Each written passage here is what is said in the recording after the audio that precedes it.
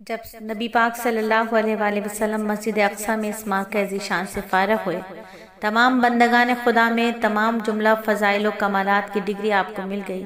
آپ صلی اللہ علیہ وآلہ وسلم حضرت جبرائیل علیہ السلام کے ساتھ آگے بڑھنے کا عزم فرمایا اور مسجد اقصی کے باہر قدوم والا پہنچے تھے کہ دیکھا کہ بے انتہا حوران جنت ایک مقام پر موجود ہیں اور وہ کہہ رہی ہیں کہ ہم ان لوگوں کی بیویاں ہیں جن کے عقیدے شرک سے پاک ہیں، جن کے عمل گناہوں کے میل کچیل سے پاک ہیں، اور وہ ہمارے لیے ہیں، ہم ان کے لیے ہیں۔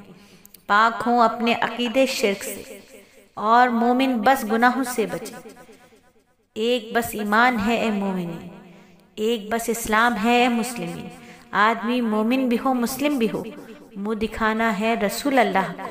شرک سے بیزار ہو مومن تمام، اور گناہوں سے بچے سب خاص و عام۔ ہے یہ فرمانے رسول محترم، کاش سمجھیں اس کو ہم فرض عطا۔ نبی پاک صلی اللہ علیہ وآلہ وسلم مسجد اقصی سے باہر تشریف فرما ہوئے۔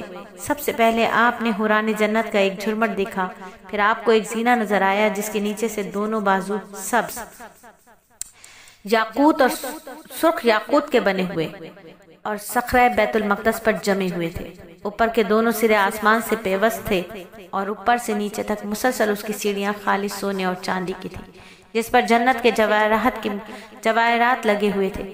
نبی پاک صلی اللہ علیہ وآلہ وسلم حضرت جبرائیل علیہ السلام نے سرکار دو عالم کو زینے کے پاس لے جا کر کھڑا کیا۔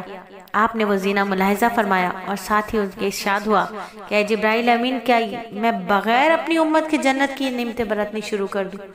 جبرائیل امین نے جواب دیا، اے اللہ کے رسول، آپ اپنی طرف سے اطمینان رکھیں۔ جب کوئی مسلمان بستر مرگ پر لیٹ کر موت کی صورت دیکھے گا تو اس کے سامنے اللہ تعالیٰ یہی زینہ پیش کرے گا۔ یہی وجہ ہے کہ مرنے والا آسمان کی طرف ٹکٹکی باندھے دیکھتا ہے اور وہ خوشی خوشی دوڑا ہوا اپنے معبود الہی کی حضوری میں جا پہنچتا ہے۔ سن کے خوش ہو گئے پیارے نبی، غور کچھ تو بھی کر اے امتی، تیرے بن نعمت کوئی لیتے نہیں، کیسے ہیں وہ رحمت للعالمین۔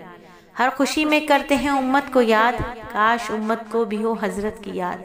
یاد ہو شادی غمی میں آپ کی، یاد ہو میلوں تماشوں میں نبی، یاد ہو گانے بجانے میں نبی، تاکہ ان باتوں سے ہم فی فور انہیں چھوڑ دیں۔ معصیت سے اے خدا ہم کو بچا، اپنے پیارے مصطفیٰ کے واسطے۔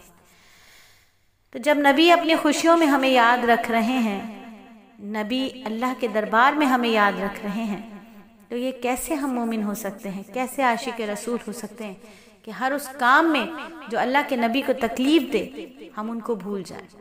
ہم اپنی خوشیوں کے لیے نبی صلی اللہ علیہ وآلہ وسلم کو رنج دیں، دکھ دیں۔ ایک مومن کو، یہ ایک عاشق کو زیب نہیں دیتا۔ اللہ رب العزت ہمیں سچا پکا عاشق رسول بنا دے۔ اللہ رب العزت ہمارے دلوں کے اندر سچی پکی نبی صلی اللہ علیہ وآلہ وسلم کی محبت ڈال دے۔ آمین ثم آمین۔